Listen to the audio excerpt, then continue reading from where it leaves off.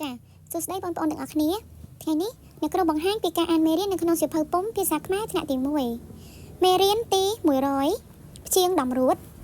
ម៉ែជើងបម៉ែជើងប៉ែវម៉ែជើងផែវម៉ែជើងម៉ែវម៉ែជើងរែវម៉ែជើងឡាវការអានពាក្យសនិងម៉ែវសំបនិងកបសំបកសនិងម៉ែវសំបអូបនិងរែវបល់សំបល់សនិងម៉ែវសំបអូបនិងរែវបោសំបោសនិងម៉ែវសំបអូបនិងកបកសំបកសនិងម៉ែវសំបនិងតជើងដស្រៈអេបាត់សំបាត់ចែវនិងម៉ែវជុំប៉ែវអ៊ូពូជុំពូសនិងម៉ែវសំប៉ែវអៀពៀនិងយ៉ាវពាយសំពាយកនិងម៉ែវកំប៉ែវនិងសប៉ែវបន្តមួយពោះកំពោះកអុកុនិងម៉ែវកំផែវយុគលៈបន្ទុភ័ក្រកំភ័ក្រសនិងម៉ែវសំ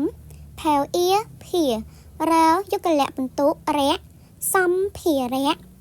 កនិងម៉ែវកំប៉ែវអ៊ុពុចែវអៀជាកំពុជាចនិងម៉ែវចំរែវអៀរានិងម៉ែវរៀងចំរៀងកនិងម៉ែវកំរអិរិនិងតរិត